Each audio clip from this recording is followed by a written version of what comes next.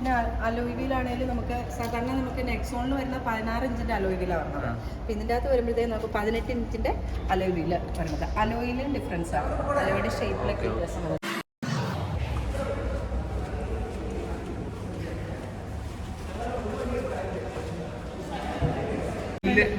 ഗ്രില്ലിലൊക്കെ നമുക്ക് വ്യത്യാസം വന്നിട്ടുണ്ട്. അതുപോലെ തന്നെ ഹെഡ് ലാമ്പ് ആണെങ്കിലും നമുക്ക് ഡിമ്മും ബ്രൈറ്റും വരുന്ന ഒരു ഇതിൽ തന്നെ ആയിട്ടുള്ള ഹെഡ് ലാമ്പൊക്കെയാണ് വന്നിരിക്കുന്നത്. Folk lamp.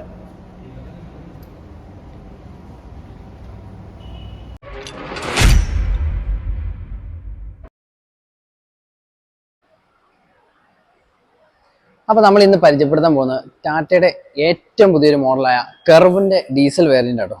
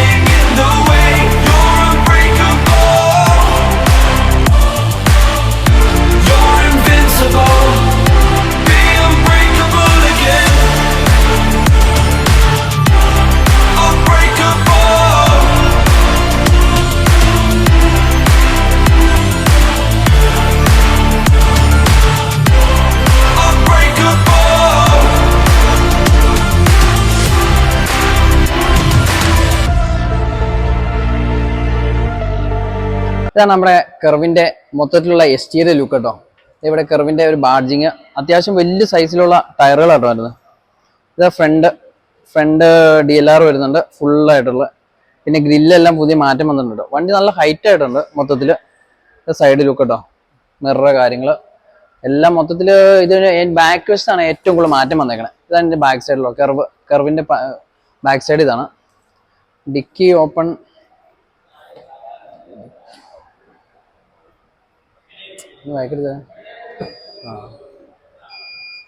ഇത് ഹൈഡ്രോളിക് ആട്ടോ. ചുമ്മാ അങ്ങ് പൊക്കി വിട്ടാൽ മതി. അമ്പോ ബൂട്ട് സ്പേസ് ഒക്കെ അയ്യോ എന്നാ ഹെവിയാടവേ. ബൂട്ട് സ്പേസ് ആട്ടോ ഭയങ്കര. അതുപോലെ തന്നെ ഇത് ഡിക്കി ഓട്ടോമാറ്റിക്കലി ക്ലോസ് ആവും.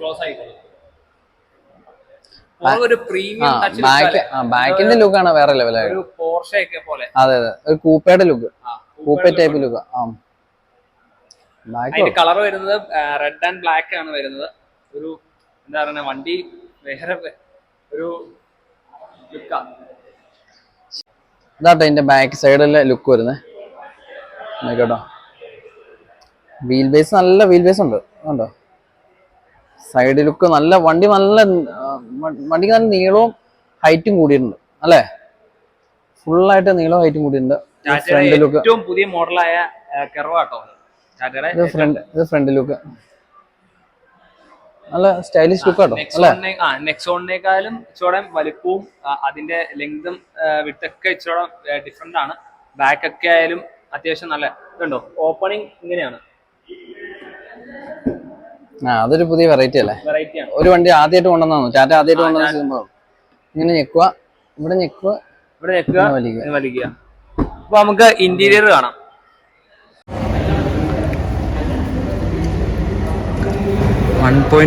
ഡീസൽ എഞ്ചിനാട്ടോ വരുന്നത് ഈ കർവിന്, ടാറ്റയുടെ. ഇത് കർവിന്റെ ഏത് വെർഷനായിരുന്നു? കർവിന്റെ ഡീസൽ വേരിയന്റ് ആണ്. ഇപ്പം നമുക്ക് നിലവിൽ EVയുടെ കർവ് EVയുടെ മാത്രമാണ് വില റിലീസായിട്ടുള്ളൂ. ഇത് EVയിലായിട്ടുള്ളൂ 19 സ്റ്റാർട്ടിങ് വരുന്നത്. EVയിൽ തുടങ്ങുന്നത് 19 ലക്ഷത്തിൽ തുടങ്ങി ടോപ്പ് എൻഡിൽ വരുമ്പോഴത്തേക്ക് ഒരു 24-30 ആ റേഞ്ചിലൊക്കെയാണ്. EV റേഞ്ച് 550 പറയുന്നത്. രണ്ട് റേഞ്ച് ഉണ്ട്, 45 കിലോ വാട്ടിൻ്റെ ഉണ്ട്, 55 കിലോ വാട്ടിൻ്റെ ഉണ്ട്. 45 കിലോ വാട്ടിൻ്റെ വരുമ്പോൾ 450, 55 കിലോ വാട്ടിൻ്റെ വരുമ്പോൾ 550 കിലോമീറ്റർ മൈലേജ് പറയുന്നത്. വണ്ടി ഈ ഡീസൽ പോലെ തന്നെ സെയിം ആയിരിക്കും? സെയിം ആണ്. കൂപ്പേ ഡിസൈൻ ആണ് വരുന്നത്. പിന്നെ നമുക്ക് ഹാൻഡിലൊക്കെ ആണെങ്കിലും ചേഞ്ച് വന്നിട്ടുണ്ട്. ഇങ്ങനെ ഇവിടെ ഞെക്കിയിട്ട് ഇവിടെ അടിച്ചിട്ടാണ് വേറൊരു മോഡലും കാണാത്തൊരു ചേഞ്ച് അല്ലേ ചേഞ്ച് വന്നിട്ടുണ്ട്. ഇന്ത്യയിലാണ് പ്രീമിയം ടച്ചിലാണ് വരുന്നത്. കൂപ്പേ ഡിസൈനാണ് വരുന്നത്. നമുക്ക് കീ കയ്യിലുണ്ടെന്നുണ്ടെങ്കിൽ ഗസ്റ്റ് ടെയിൽ ഗേറ്റ് ഓപ്പൺ ആണ് ഗസ്റ്റ്. അപ്പോൾ കീ ഉണ്ടെങ്കിൽ നമുക്ക് ടെയിൽ ഗേറ്റ് ഓപ്പൺ ആക്കാൻ പറ്റും. കീ കയ്യിൽ വേണം കേട്ടോ, എന്നാലാണ് നമുക്കത് ചെയ്യാൻ പറ്റുള്ളൂ. ആ ഇത് ഇല്ലെങ്കിൽ നമുക്ക് ഇവിടെ ഞെക്കിയിട്ടാണേലും ടെയിൽ ഗേറ്റ് ഓപ്പൺ ചെയ്യും. സാധാരണ ഹാരിയർ സഫാരിയിലൊക്കെ വരുന്ന അതേ സെയിം പ്രസ് ചെയ്താൽ മതി. പിന്നെ അത് ഹാരിയർ സഫാരിയിൽ വരുന്നത്. പിന്നെ ബൂട്ട് സ്പേസ് ആണെങ്കിലും നമുക്ക് 500 ലിറ്റർ ബൂട്ട് സ്പേസാണ് വരുന്നത്. ബൂട്ട് സ്പേസിലൊന്നും ഒരു കോംപ്രമൈസും ഇല്ലാതെ പ്രീമിയം ടച്ചാണ് വരുന്നത്. അതുപോലെ നമുക്ക് ഇപ്പം നിലവിലുള്ള നെക്സോണിനൊക്കെ ആണെങ്കിലും നമുക്ക് പിയാനോ ബ്ലാക്ക് അല്ലായിരുന്നു നമുക്ക് ബമ്പർ കാര്യങ്ങൾ വരുന്നത്. അപ്പോൾ ഒരു പിയാനോ ബ്ലാക്ക് ഫിനിഷിങ്ങിലേക്കാണ് നമുക്ക് ബമ്പർ പാങ്ങൾ കാര്യങ്ങളൊക്കെ വന്നിരിക്കുന്നത്. അപ്പോൾ അത് കണ്ടാൽ തന്നെ അറിയാം നല്ല റോസി ടൈപ്പായിട്ട്. ക്ലോസ് ചെയ്യാൻ നമുക്ക് അവിടെ ഞെക്കിയാൽ മതി, തന്നെ ക്ലോസ് ആയി. ഫീച്ചറാണ് ഫുള്ളി LED അല്ലേ? Fully LED. ഇതിപ്പം നമ്മുടെ ഇലക്ട്രിക്കൽ ആണെങ്കിൽ good bye welcome good bye ഫംഗ്ഷനോട് കൂടി ആയിട്ടുള്ള ഇൻഡിക്കേറ്റേഴ്സ് ഒക്കെയാണ് നമുക്ക് പറഞ്ഞത്. പിന്നെ അതുപോലെ തന്നെ നമ്മുടെ ടി ലോഗോ ഒക്കെ നേരത്തെക്കാളും ഒക്കെ ഒരുപാട് ചേഞ്ച് വന്നിട്ടുണ്ട്. 360 ക്യാമറയാണ്. 360 ക്യാമറ വരുന്നുണ്ട്. ആ പിന്നെ അലോയ് വീലാണെങ്കിലും നമുക്ക് സാധാരണ നമുക്ക് നെക്സോണിൽ വരുന്ന 16 ഇഞ്ചിൻ്റെ അലോയ് വീലാണ് വരുന്നത്. അപ്പോൾ ഇതിൻ്റെ അകത്ത് വരുമ്പോഴത്തേക്ക് നമുക്ക് 18 ഇഞ്ചിൻ്റെ അലോയ് വീല് വരുന്നത്. അലോയിലും ഡിഫറൻസ് ആണ്, അലോയുടെ ഷേപ്പിലൊക്കെ വ്യത്യാസം വന്നിട്ടുണ്ട്. മതി കേട്ടോ. ഇത് 18 ഇഞ്ചാണ് വരുന്നത്. സാധാരണ നമുക്ക് നെക്സോണിൽ 16 ഇഞ്ചിൻ്റെ വീലായിരുന്നു വരുന്നത്. ഇപ്പം നമുക്ക് ഇത് അതായത് ഹാരിയറിൻ്റെ തൊട്ട് താഴെ നെക്സോണിൻ്റെ തൊട്ട് മുകളിലുമായിട്ട് വരുന്നതാണ് കർവെന്ന് വരുന്നത്. പിന്നെ ഇതിൻ്റെ ഡിസൈനിൽ തന്നെയാണോ കൂപ്പേ ഡിസൈൻ ആയിട്ട് വരുന്നതുകൊണ്ടാണ് നമുക്ക് ഈ വണ്ടി ഇത്രയും പ്രീമിയം ലുക്കിലും ഇതൊക്കെ. മൈലേജ് എത്രയാണ് പറയുന്നത് കമ്പനി? മൈലേജ് നമുക്ക് അങ്ങനെ റിലീസ് ചെയ്ത് പറഞ്ഞിട്ടില്ല അവര്.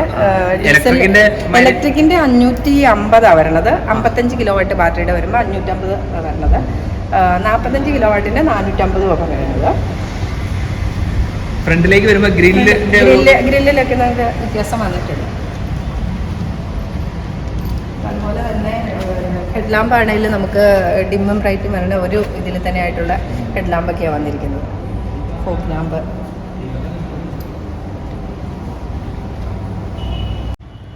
നമുക്കിപ്പം ഇത്രയും ഡിസൈനും ഇത്രയും വ്യത്യാസങ്ങളും ഫീച്ചേഴ്സൊക്കെ ആയിട്ട് വന്നു കഴിഞ്ഞപ്പോഴത്തേക്കും ഞങ്ങളൊക്കെ പ്രതീക്ഷിച്ചിരുന്ന ഒരു വില എന്ന് പറഞ്ഞാൽ 25 lakhsന് മുകളിലോട്ടായിരുന്നു. പക്ഷെ EVയുടെ വില വരണത്. പക്ഷെ നമുക്ക് ആ EVയുടെ ഒരു പ്രൈസ് എന്ന് പറഞ്ഞാൽ 25 lakhs താഴെ ഒരു 24 സംതിങ്ങിൽ നമുക്ക് ഈ വണ്ടി കിട്ടി. അത് തന്നെയല്ല ഹാരിയർ സഫാരിയുടെ പോലെ തന്നെ നമുക്ക് ഇതുപോലെ ഇലക്ട്രിക്കലി അഡ്ജസ്റ്റബിൾ ആയിട്ടുള്ള സീറ്റിങ്ങും കാര്യങ്ങളും, അതുപോലെ തന്നെ വെന്റിലേറ്റഡ് സീറ്റ് വരുന്നത് അഡ്ജസ്റ്റബിൾ, നമുക്ക് അതിൻ്റെ സ്വിച്ച് കാര്യങ്ങളെല്ലാം ഉണ്ട്. പക്ഷെ ഇത്ര ഫീച്ചേഴ്സിൽ വന്നിട്ട് അതുപോലെ തന്നെ ഡ്രൈവ് മോഡ് വരുന്നത് അത് നമുക്ക് നെക്സോണിൽ അങ്ങനെ തന്നെ ഉണ്ട്. ഇക്കോ സിറ്റി സ്പോർട്സ് വരുന്നുണ്ട്.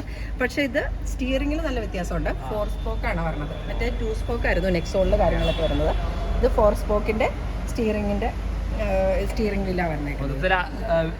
അതുപോലെ പനോരമിക് സൺറൂഫാണ് വന്നിരിക്കുന്നത്. അതും നെക്സോണിൽ സാധാ സൺറൂഫ് വരുമ്പോഴത്തേക്കും നമുക്ക് ഹാരിയർ സഫാരിയിലെ പോലെ തന്നെ പനോരമിക് സൺറൂഫാണ് നമുക്ക് ഇതിൽ യൂസ് ചെയ്തിരിക്കുന്നത്.